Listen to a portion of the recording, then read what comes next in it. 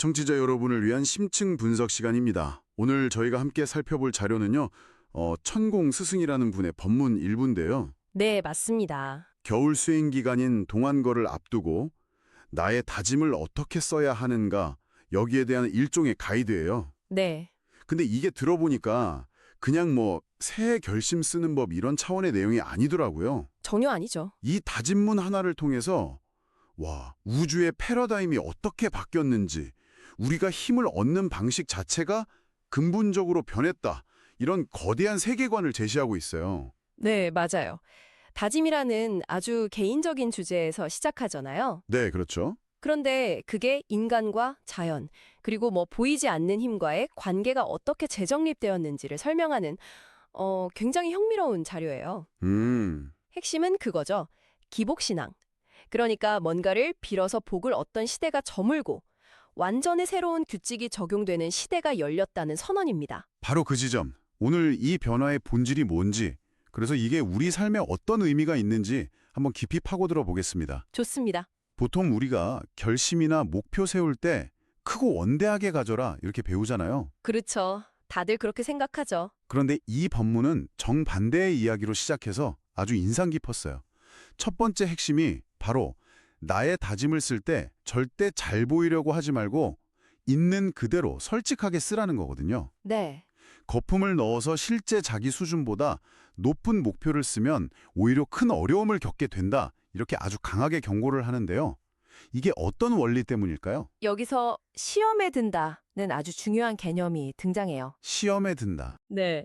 내가 실제로는 감당할 그릇이 안 되는데 아주 대단한 사람인 척, 저는 인류를 위해 이렇게 큰 일을 하겠습니다. 라고 높은 뜻을 보고하면요. 네. 자연이 그걸 고지고대로 듣는 게 아니라 정말 그만한 뜻을 가졌는지 한번 보자 하고 시험대를 마련한다는 거예요. 와. 예를 들어서 돈이 없어 힘든 사람이 제가 큰 부자가 돼서 세상을 이롭게 하겠습니다. 라고 다짐했다고 쳐보죠. 네. 좋은 다짐 같은데요? 그럼 자연이 정말로 큰 돈을 한번 줘볼 수 있다는 거예요. 하지만 그 돈을 관리하고 바르게 쓸 내면의 질량이 준비가 안 됐다면 그 돈 때문에 오히려 사람이 망가지고 결국 모든 걸 잃게 되는 상황으로 이어진다는 거죠. 와, 그거 정말 무서운 이야기네요. 단순히 소원이 안 이루어지는 수준이 아니라 그렇죠. 내 능력 이상의 것을 원하면 자연이 그걸 덥석 주면서 자, 이제 감당해봐 하고 테스트를 한다는 거잖아요. 정확합니다. 이게 일종의 벌이라기보다는 네가 원하는 걸 줬으니 책임져봐 하는 뭐랄까 우주적인 be careful what you wish for 같은 경고로 들려요. 정확히 그런 뉘앙스예요.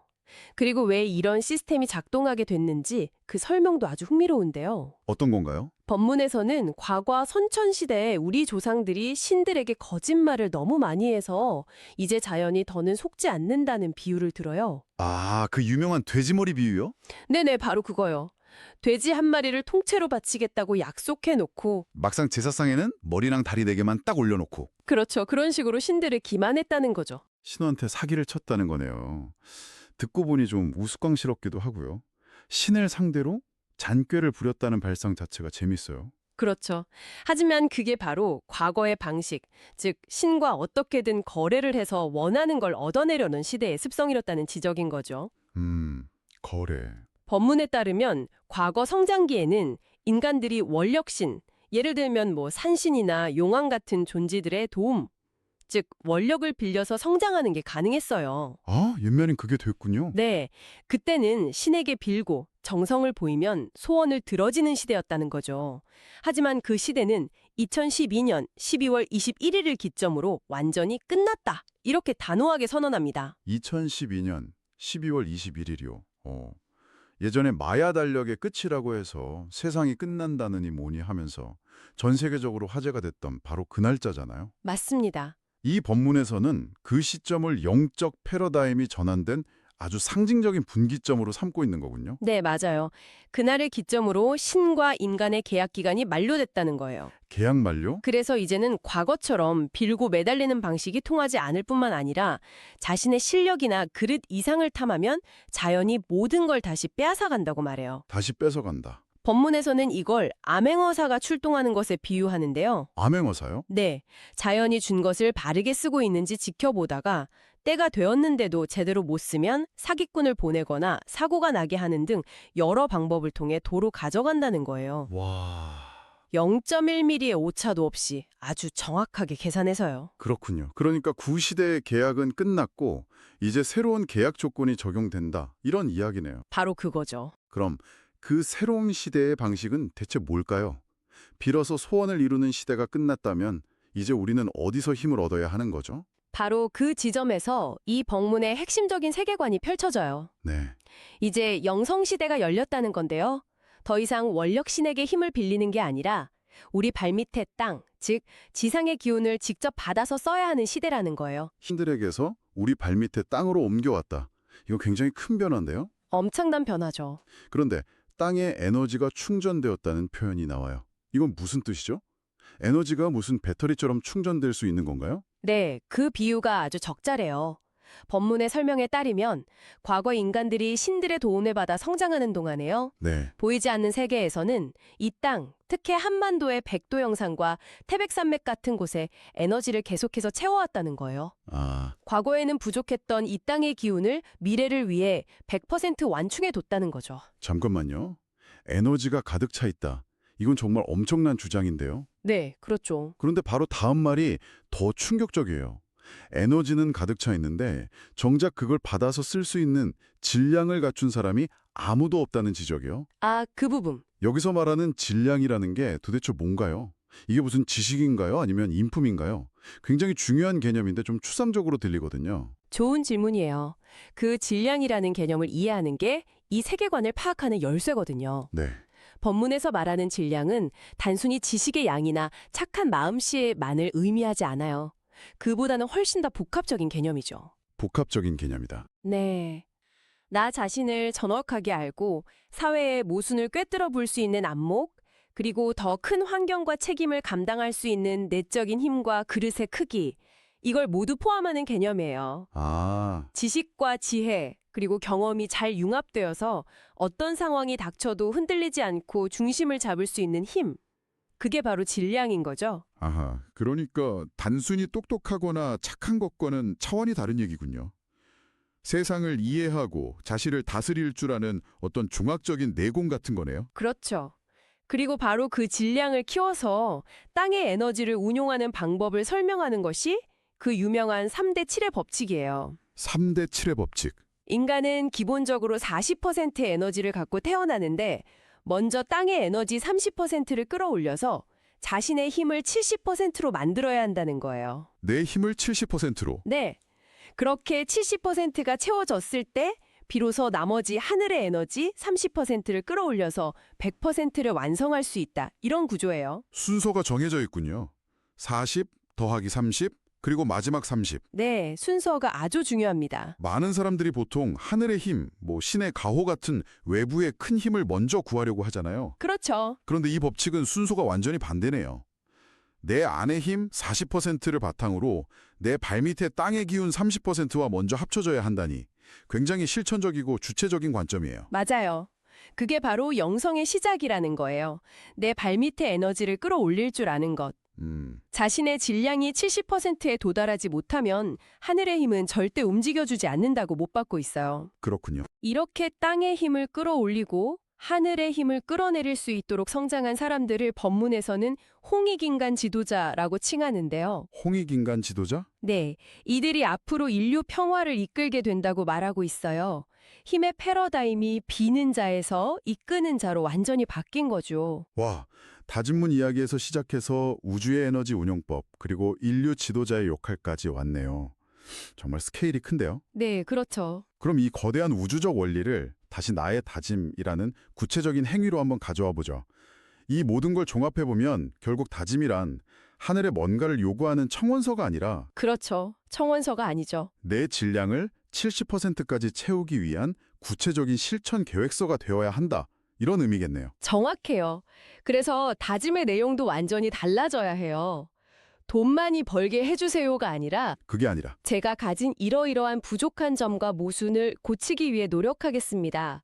또는 제가 이 분야에 대해 잘 모르니 앞으로 3년간 열심히 공부해서 사회에 필요한 사람이 되겠습니다.와 같은 방향성이 담겨야 한다는 거죠. 아하, 내가 노력해서 내 질량을 키우는 만큼 자연이 거기에 필요한 환경과 힘을 채워준다는 믿음을 바탕으로요. 그런데요. 이렇게 되게 엄격하고 원칙적인 이야기만 하다가 갑자기 되게 인간적인 내용이 나와서 또 한 번 놀랐어요. 어떤 부분이요? 그렇게 원칙적으로 쓰면서도 자연에게 약간의 욕심이나 애교를 부려도 괜찮다고 말하는 부분이요. 아, 그 부분, 네. 제가 이만큼 노력할 테니 조금만 힘을 더 보태주세요 하는 마음을 자연이 외면하지 않는다는 건데 이건 또 어떻게 이해해야 할까요? 그 부분이 이 세계관의 묘미라고 할 수 있어요. 자연을 그냥 냉혹하고 엄격한 심판자나 기계적인 법칙으로만 보는 게 아니에요. 아, 내가 다가가고 노력하는 만큼 인격적으로 반응해주는 존재로 그리고 있는 거죠.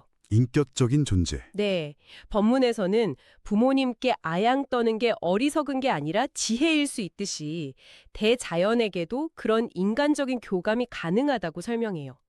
자연은 네가 접하는 만큼 가까워지는 것이고 네가 멀리하는 만큼 먼 것이다 라는 구절이 이걸 아주 잘 보여주죠. 그렇군요. 진심을 담은 노력 위에 살짝 얹어는 애교 섞인 부탁은 자연도 기쁘게 받아준다는 거예요. 차가운 우주 법칙이 아니라 따뜻한 부모님 같은 존재로 자연을 바라보는 거네요. 그 관점이 참 인상 깊습니다. 네. 자, 그리고 마지막으로요. 이 법문이라는 본인의 역할을 하느님의 변호사라고 칭하는데 이건 또 무슨 의미일까요? 아, 그렇죠. 보통 이런 영적 지도자들은 신의 대리인이나 메신저를 자처하지 않나요? 그런데 변호사라니 굉장히 독특한 자기 규정이에요. 아주 날카로운 지적이세요. 대리인이 아니라 변호사라는 단어 선택이 핵심이거든요. 네. 신의 뜻을 일방적으로 인간에게 전달하는 역할이 아니라 반대로 인간의 입장에서 신을 설득하고 변호하는 역할을 자처하는 거예요. 인간의 입장에서요? 네, 법문에 따르면 수행자들이 제출한 다짐들을 자기가 전부 검토해서 이들이 아직 부족하지만 이러이러한 뜻으로 노력하고자 하니 부디 기회를 주십시오 라고 하늘에 보고하고 중재하겠다는 의미죠. 아, 그러니까 수행자들이 쓴 다짐이 아직 좀 부족하거나 솔직하게 쓰다 보니 좀 없어 보일 수도 있잖아요. 그렇죠. 심지어 약간의 거품이 끼어 있을 수도 있고요. 그런 것들을 자신이 중간에서 잘 다듬고 변호해서 하늘을 설득할 테니 너무 겁내지 말고 솔직하게 쓰라는 일종의 안전장치 같은 메시지군요. 네, 맞아요. 일종의 심리적 완충지대 역할을 하는 셈이에요. 모든 책임은 내가 질 테니 여러분은 걱정 말고 공부에만 전념하라는 신호를 보내서 수행자들에게 안정감과 확신을 주려는 아주 영리한 장치라고 볼 수 있죠. 자, 그럼 오늘 나눈 이야기들을 정리해 보겠습니다. 나의 다짐 작성법이라는 아주 실용적인 주제에서 시작했지만 그 안에는 시대의 영적 패러다임이 전환되었다는 거대한 선언이 담겨 있었어요. 네, 더 이상 외부의 절대적인 힘에 의존해서 무언가를 비는 기복신앙의 시대는 끝났고 이제는 각자 자신의 내면을 닫고 우리 발밑에 땅의 기운과 연결돼서 스스로의 질량을 높여야만 힘을 얻을 수 있는 시대가 왔다. 이것이 핵심 메시지였습니다. 맞습니다. 모든 책임과 힘의 원천이 외부에서 내부로 하동했다는 선언이죠. 네, 힘은 이미 우리 발밑에 가득 차 있으며 그것을 사용할 수 있는 열쇠는 오직 자신의 성장에 달려 있다는 것. 그래서 이제 우리는 비는 자에서 세상을 이끄는 자로 자신의 역할을 재정의해야 한다는 점이 가장 중요한 포인트라고 생각해요. 그렇다면 마지막으로 청취자 여러분께 이런 질문을 던져봅니다. 이 법문의 관점에 따르면 우리에게 필요한 모든 에너지와 기회는 이미 이 땅에 가득 차 있지만 그것을 담아낼 그릇, 즉 질량이 부족해서 쓰지 못하고 있다고 합니다. 네, 만약 여러분의 삶에서 더 큰 에너지나 기회를 온전히 받아들이고 싶다면 당신의 그릇을 키우기 위해 가장 먼저 비워내거나 다스려야 할 것은 무엇일까요? 어쩌면 그 답은 거창한 목표가 아니라 아주 사소한 습관이나 내면의 모순을 바로잡는 것에서 시작될지도 모르겠습니다.